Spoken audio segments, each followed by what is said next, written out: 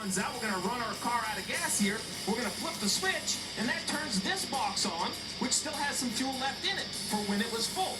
That then feeds the engine. That's this, quote, reserve we all talk about. Now, some guys here at the road course might actually wire them the other way, since we're all turning right. But the simple idea is you have a box full of fuel to get you back to pit road. Now, the misinformation, Marty, to the whole crux of this has to be how far you can go. 3 laps at Watkins Glen is basically 2 gallons, just shy, 1.7 gallons of gas, 1.7 laps per gallon.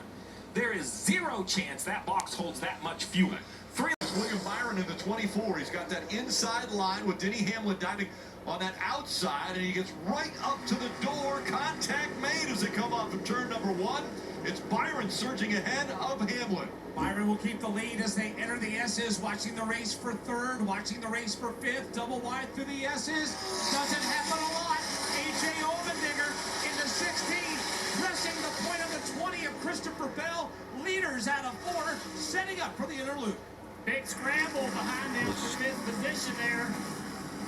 He said everything shut off, so that's why he's in the pit stall here. He said that the battery is still indicating that that's on, but the team is not exactly sure what the problem is. But last week's winner is in the doghouse this weekend. It's not going to be another win for the town.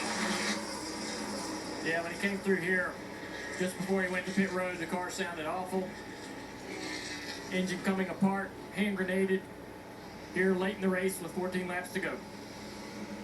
From highs to lows. I mean, when you win at Indy one week and then you come here and you have an engine expire on you or a mechanical problem that gets you out. So this is awful, but I'm a true believer that you're going to have so many issues during the year, so many mistakes, so many penalties. You try to limit them, but you can look at it 2 different ways. It is definitely not the day Mike McDowell wanted, with 2 pit penalties and now a potential engine issue, but I guess thank goodness they all happened on the same day. He's trying to refire it here. Let's listen into the onboard.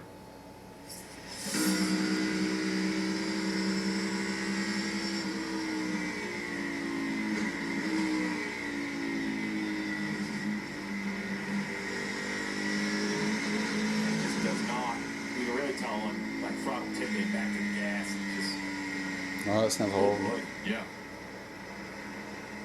It just shut off there. Yeah, that is definitely not good. And they've got a little fortunate. It was a couple guys were catching him, and they barely avoided him there. What are you hearing, Dylan? Well, so Michael thought it was maybe the motor that just quit, but the team thinks it's maybe more something electronic. So I think they're going to try to change an ECU. You see one of the crew members in the right side window there. That's where all of that is located. So they're trying to diagnose if that maybe is the issue, and if it's fixable, they'll get McDowell back on the racetrack, but still in the diagnostic phase right now for the 34. So ECU basically, it controls the engine, electronically controls the engine.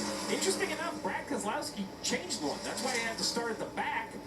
I have no idea if they're connected, but ECU is not a thing we normally hear a lot of, and here it is with 2 teams, both Fords, both with ECU issues. If that is the case for the 34, it seems very coincidental to have 2 on the same weekend.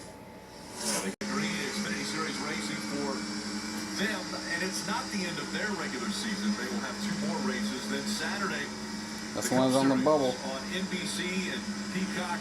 Countdown to Green starts at 7 o'clock there. 2 night races from the center of racing, Daytona International Speedway. Dylan, I'm sure standing by with a very dejected winner from a week ago, but out of the race now. Yeah, bummer way to end it for Michael McDowell. So we heard you're on board, but what did you feel and hear behind the wheel of the car there that led to the problems? Yeah, we're not really sure. We'll have to go back and look, but just the highs and lows of motorsports coming off of last weekend. But still really proud of my guys. This Love Shell Upward Mustang was really fast. Had that penalty early, was still able to drive back through the field. So really proud of the speed that we had. This wasn't our day. A couple pit road penalties, and then the engine just shut off there. Not sure if it's engine or electrical, but just came out of the carousel and it shut off.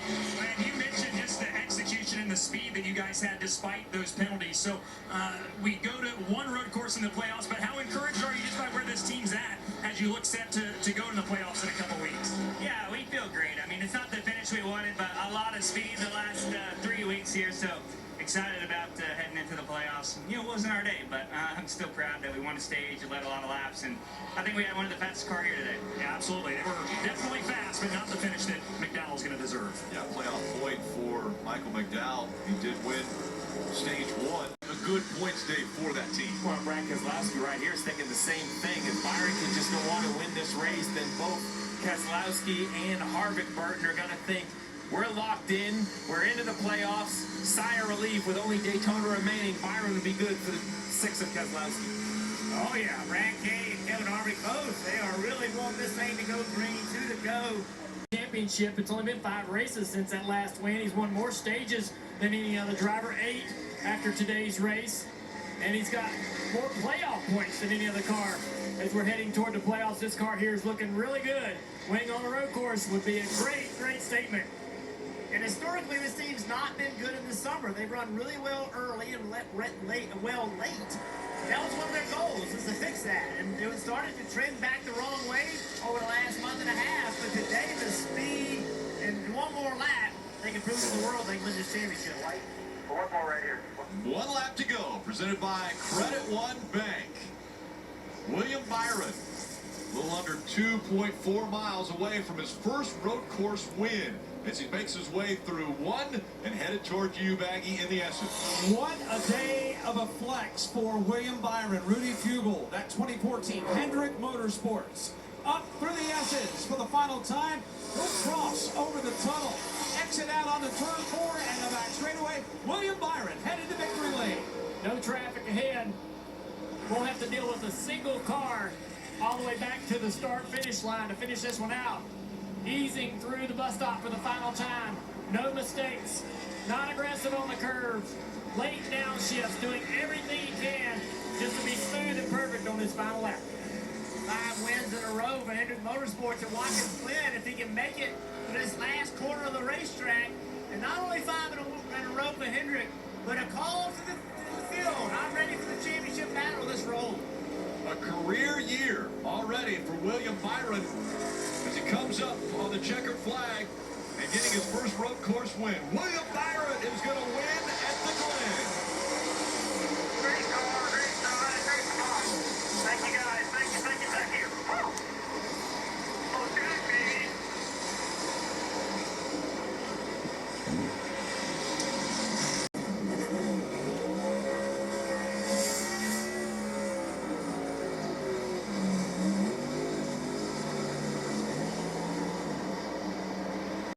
Down in 6 or somewhere in that final lap to get those 2 cars racing like that.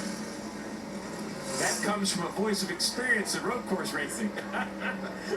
Look a few laps or a few turns ahead and find out. William Byron getting the congratulations from his peers as he makes his way back around. There's Jeff Gordon.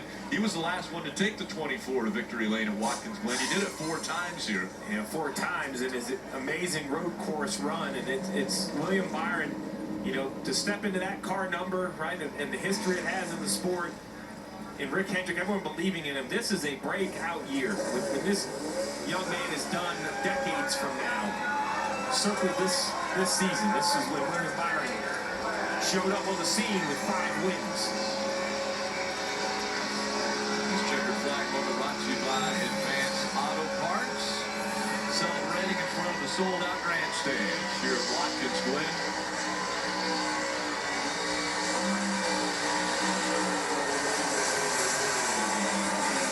You know what a tire? Both tires. And he parks it on the finish line. He'll grab the checkered flag. Again, 5 wins in the 2023 season. Most wins he has had in one season in his very young career. Only 25 years old. Rudy Fugle's 8th win with Byron. You know, that New York native Marty talked about earlier. Marty. Boy, Hendrick Motorsports knows how to get it done at Watkins Glen. First career road course win for William Byron. Rudy Fugle told you earlier this week, treat these last 2 regular season races, William, like they're preseason NFL games. That looked like a postseason warning shot more than anything else. Maybe the most dominant win of your career, William? Yeah, I'd have to think about it a little bit, but definitely feels really good, man. It's you know, just a huge credit to the race team behind me, and I want to thank Max Papp.